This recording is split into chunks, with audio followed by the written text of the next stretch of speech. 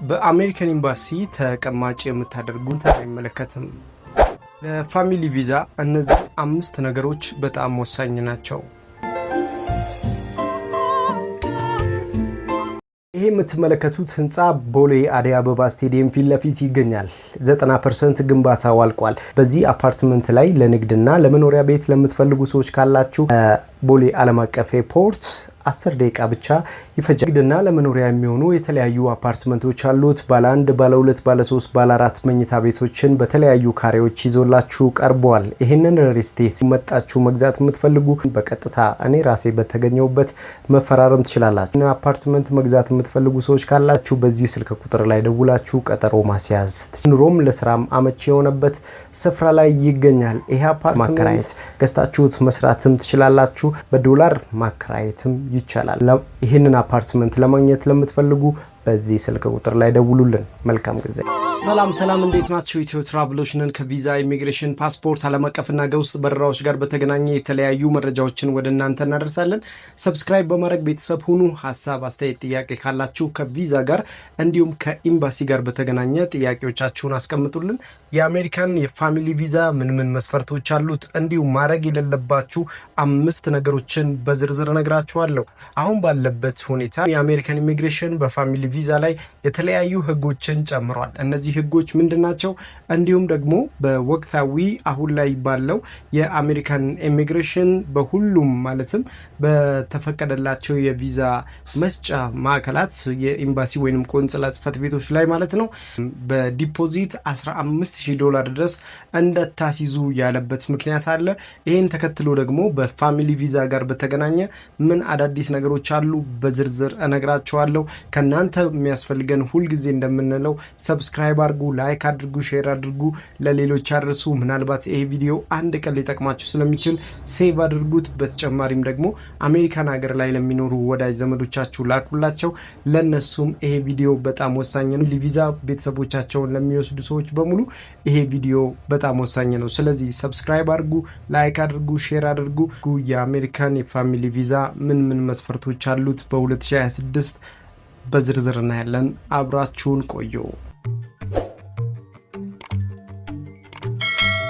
እንደሚታወቀው የአሜሪካን ኢሚግሬሽን በርካታ የቪዛ ህጎች ላይ ማሻሻያ ከተደረገባቸው አንደኛው የፋሚሊ ቪዛ ነው። በፋሚሊ ቪዛ ውስጥ በሁለት አይነት መንገድ የፋሚሊ አባላችሁ ወይንም የቤተሰብ አባላችሁ እናንተ መውሰድ ይችላል። አንደኛው ግሪን ካርድ ሊኖር ይገባል። ሁለተኛው ደግሞ ሲቲዝን ሊሆን ይገባል ማለት ነው። በራሱ ደግሞ ሲቲዝን ሲሆን የሚያሟላቸው መስፈርቶች አሉት። እንዲሁም ግሪን ካርድ ደግሞ ሲኖረው የሚያሟላቸው መስፈርቶች አሉ። በጋራ ግን የሚያሟሏቸው ደግሞ ተመሳሳይ የሆኑ ዶክመንቶች አሉ። ለምሳሌ ተመሳሳይ ከሚያደርጋቸው የዶክመንት አይነት የባንክ ስቴትመንት ያስፈልጋል። እንዲሁም ከሜዲካል ማረጋገጫ ያስፈልጋል። ወንጀል ነፃ መሆኑን የሚያረጋግጥበት ያስፈልጋል። እንዲሁም እናንተን ሲወስዳችሁ ደግሞ አኮሞዴሽን ሙሉ በሙሉ መጠቀስ አለበት ማለት ነው።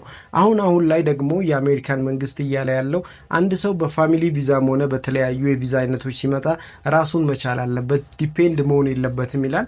ያ በሁለት አይነት መንገድ የምናየው የሚሆነው የመጀመሪያው ነገር በአሜሪካን መንግስት ላይ ዲፔንድ የምትሆኑ ከሆነ የቪዛችሁ ሁኔታ ተቀባይነት ላይ ያገኝ ይችላል።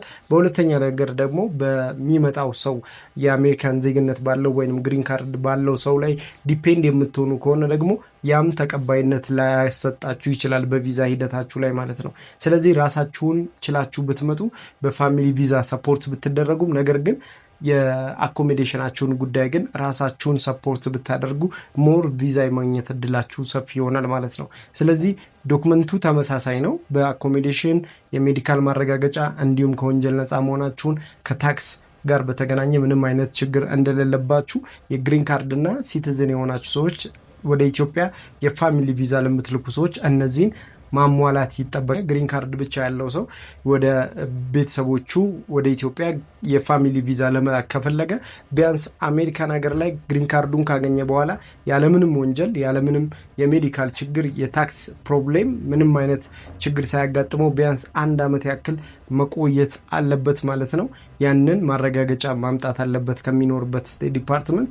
ከዛም በኋላ ለአሜሪካን ናሽናል ቪዛ ሴንተር ሪፖርት ማድረግ አለበት ማለት ነው። ያ ሰው ቤተሰቡን ወይም ሚስቱን ሊሆን ይችላል፣ ልጆቹን ሊሆን ይችላል፣ ወይም ደግሞ እናት፣ አባት፣ አክስት፣ ወንድሞቹን ሊያመጣ ይችላል። ሶ በዛ ፕሮሰስ ውስጥ ማለፍ ያለበት 1 ዓመት ያክል ግሪን ካርዱን ካገኘ በኋላ ፕሮሰስ ማድረግ ይችላል። እና በጋብቻ ቪዛ መሀል ልዩነት አለ።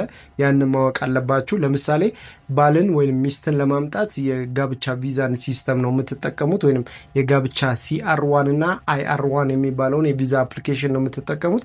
በዚህኛው ግን የፋሚሊ ቪዛ F1፣ F2፣ F3 እያለን የቪዛ አይነቶች ናቸው። እነዚህን ነው የምትጠቀሙት ማለት ነው። ሶ አሜሪካን ሀገር ላይ በእኛ በኩል ጠበቆችን ማግኘት ትችላላችሁ፣ የኢሚግሬሽን ጠበቆችን። ሶ እነሱ ቪዛ ፎርማችሁን እንዲሞሉላችሁና እንዲሁም ፕሮሰስ የምትጀምሩባቸውን መንገዶችን እንዴት አድርጋችሁ ዶክመንት ማደራጀት እንዳለባችሁ ዲቴይል ኢንፎርሜሽን እና አገልግሎት በእኛ በኩል ታገኛላችሁ። ኢትዮጵያ ላይ ቀጥታ ብትደውሉ እኔም ማግኘት ትችላላችሁ፣ ሁለታችንን ማግኘት ትችላላችሁ። ሙሉ መረጃውን በቴሌግራም ቻናላችን ዲስክሪፕሽን ላይ ማስቀምጥንላችኋል፣ እዛ ላይ ማየት ትችላላችሁ ማለት ነው። ሶ በአጠቃላይ ማሟላት ያለባችሁ ነገሮች በሙሉ እዛ ላይ ዶክመንት ተደርገው ተቀምጠዋል በአማርኛ። ያ ግልጽ ስለሚሆን እሱን ማየት ይችላል። ሌላኛው እንግዲህ ከዶክመንት ጋር በተገናኘ ኢትዮጵያ ውስጥ ያሉ ሰዎች ምን አይነት ዶክመንቶችን ማሟላት አለባቸው ወደ አሜሪካን በፋሚሊ ቪዛ ለመሄድ? ወደ አንደኛው ፓስፖርት ነው። ፓስፖርት ማውጣት ይኖርባቸዋል። እድሜያችሁ ከ21 ዓመት በታች ከሆነ በአሳዳጊያችሁ በኩል ማውጣት ይኖርባችኋል። እድሜያችሁ ደግሞ ከዛ በላይ ከሆነ ደግሞ ፓስፖርት ያስፈልጋችኋል። የልደት ሰርተፊኬት ያስፈልጋችኋል። ከወንጀል ነፃ መሆናችሁን አውተንቲኬት የተደረገ ያስፈልጋችኋል ማለት ነው። እዚህ ጋር ማወቅ ያለባችሁ የባንክ ስቴትመንት እናንተን አይመለከትም። እንዲሁም በአሜሪካን ኤምባሲ በኩል ዲፖዚት የምታደርጉት ገንዘብ የለም። ምክንያቱም እዛ ያለው ቤተሰባችሁ ለእናንተ ዲፖዚት ወይም የእናንተን አኮሞዴሽን ሊያሟላላችሁ ስለሚችል ማለት ነው። ምናልባት ግን እንደ ቪዛችሁ ወይም እንደሚወስዳችሁ የቤተሰብ አባል እናንተ ራሳችሁን ችላችሁ ግን እዛ እሱን ለመጠየቅ ወይም ቤተሰባችሁን ለማየት የምትሄዱ ከሆነ አኮሞዴሽናችሁን እንደምትችሉ በዲኤስ ፎርማችሁ ላይ መሙላት ትችላላችሁ ማለት ነው። ያ ዲፔንድ ነው። ወይ እናንተ መሙላት ትችላላችሁ ወይም እዛ ያለው ሰው እናንተን ስፖንሰር ማድረግ ይችላል። ስለዚህ ያን ያህል ችግር የለውም ማለት ነው። በአኮሞዴሽን ጉዳይ ላይ ራሳችሁን መቻል ስለምትችሉ ማለት ነው። ሶ እነዚህን ዶክመንቶችን በአጠቃላይ ማሟላት ይኖርባችኋል። ሌላኛው ከዚህ ኢትዮጵያ ውስጥ ያለው ሰው ጋብቻ ያለው ከነበረ ጋብቻ ያገባ ወይም ያላገባ ሰርተፊኬት መያዝ ይጠበቅበታል። ያንን ማግኘት የምትችሉት ደግሞ በምትኖሩበት አካባቢ ይሄንን ዶክመንት ማሟላት ይጠበቅባችኋል ማለት ነው። እነዚህ ዶክመንቶች እንግዲህ ከወሰዳችሁ በኋላ አውተንቲኬት ማድረግ አለባችሁ። ምክንያቱም ኢትዮጵያዊ መሆናችሁን ማረጋገጥ አለባችሁ።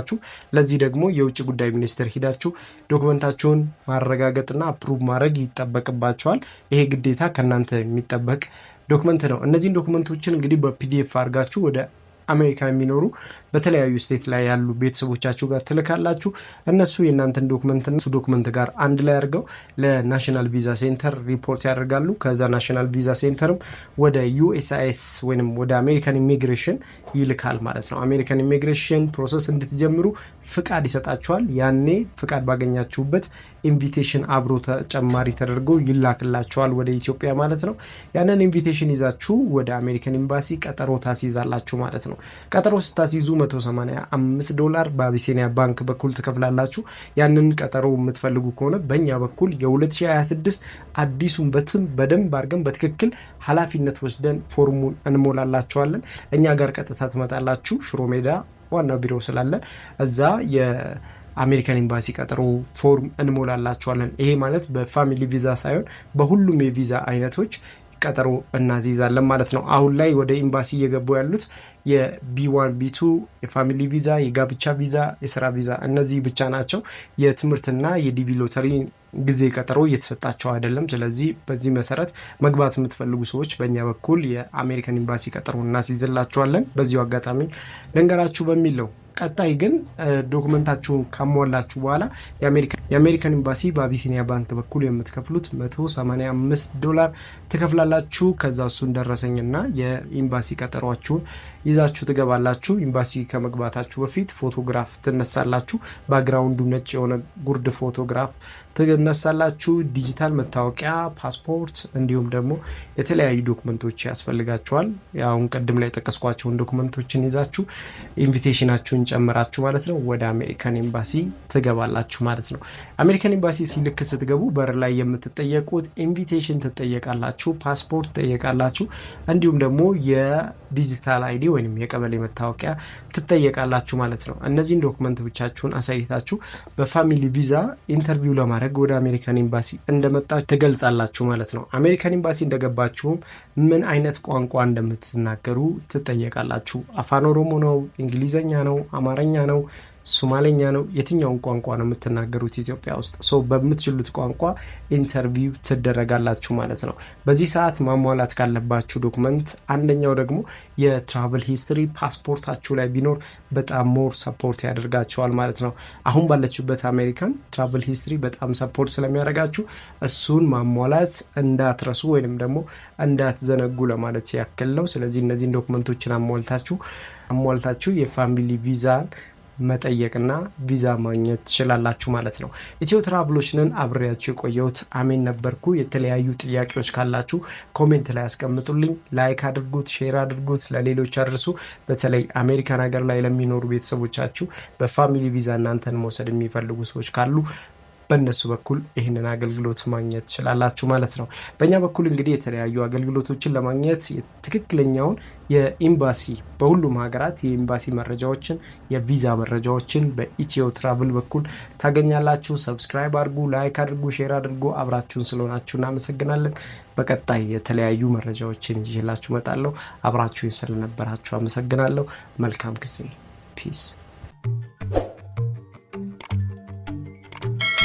ይሄ የምትመለከቱት ህንፃ ቦሌ አደይ አበባ ስቴዲየም ፊት ለፊት ይገኛል። 90% ግንባታው አልቋል። በዚህ አፓርትመንት ላይ ለንግድና ለመኖሪያ ቤት ለምትፈልጉ ሰዎች ካላችሁ ቦሌ ዓለም አቀፍ ኤርፖርት 10 ደቂቃ ብቻ ይፈጃል። ንግድና ለመኖሪያ የሚሆኑ የተለያዩ አፓርትመንቶች አሉት። ባለ 1፣ ባለ 2፣ ባለ 3፣ ባለ 4 መኝታ ቤቶችን በተለያዩ ካሬዎች ይዞላችሁ ቀርቧል። ይህንን ሪስቴት መጣችሁ መግዛት የምትፈልጉ በቀጥታ እኔ ራሴ በተገኘውበት መፈራረም ትችላላችሁ። አፓርትመንት መግዛት የምትፈልጉ ሰዎች ካላችሁ በዚህ ስልክ ቁጥር ላይ ደውላችሁ ቀጠሮ ማስያዝ፣ ኑሮም ለስራም አመቺ የሆነበት ስፍራ ላይ ይገኛል። ይሄ አፓርትመንት ማከራየት ገዝታችሁት መስራትም ትችላላችሁ። በዶላር ማከራየትም ይቻላል። ይህንን አፓርትመንት ለማግኘት ለምትፈልጉ በዚህ ስልክ ቁጥር ላይ ደውሉልን። መልካም ጊዜ።